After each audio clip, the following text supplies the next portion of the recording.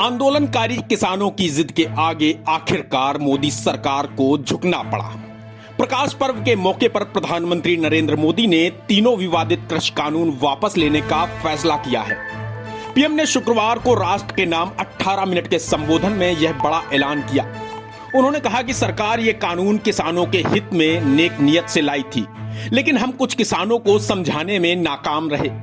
वहीं सरकार के इस ऐलान के बाद जहां कई किसान संगठनों ने इसका स्वागत किया है, वहीं किसान नेता राकेश टिकैत ने कहा है कि संसद में कानून के रद्द होने तक वो आंदोलन वापस नहीं लेंगे। प्रधानमंत्री नरेंद्र मोदी ने संबोधन की शुरुआत में प्रकाश पर्व की शुभकामनाएं देते हुए अपनी सरकार के काम और योजनाएं गिनाई। पीएम मोदी ने देशवासियों से क्षमा मांगते हुए कहा कि मैं सच्चे मन से और पवित्र हृदय से कहना चाहता हूं कि शायद हमारी तपस्या में कोई कमी रह गई होगी, जिसके कारण मैं कुछ किसानों को समझा नहीं पाया। मैं आंदोलनकारी किसानों से घर लौटने का आग्रह करता हूं और तीनों कानून वापस लेता हूं। इस महीने के अंत में संसद सत्र शुरू होने जा रहा है, उसमें कानूनों को वापस लिया जाएगा।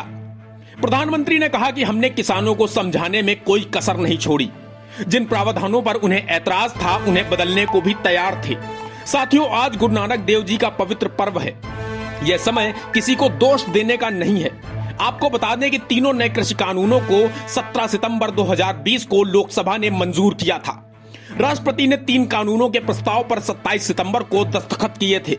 इसके बाद से ही किसान संगठनों ने कृषि कानूनों के खिलाफ आंदोलन शुरू कर दिया था। इन तीनों कानूनों में पहला कानून कृषि उपजक व्यापार और वाणिज्यिक विधेयक 2020 है। इस कानून में एक ऐसा इकोसिस्टम बनाने का प्रावधान है जहां किसानों और कारोबारियों को मंडी के बाहर फसल बेचने की आजादी होगी।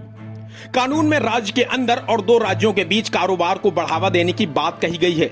साथ ही मार्केटिंग और ट्रांसपोर्टेशन पर खर्च कम करने की बात भी इस कानून में है। वहीं दूसरा कानून कृषक कीमत आश्वासन और कृषि सेवा पर करार विधेयक 2020 है। इस कानून में कृषि करारों यानी एग्रीकल्चर एग्रीमेंट पर नेशनल फ्रेमवर्क का प्रावधान किया गया है। तीसरा कानून आवश्यक वस्तु विधेयक 2020 है। इस कानून में अनाज, दलहन, तिलहन, खाद्य तेल, प्याज और आलू को आवश्यक वस्तुओं की लिस्ट से हटाने का प्रावधान है।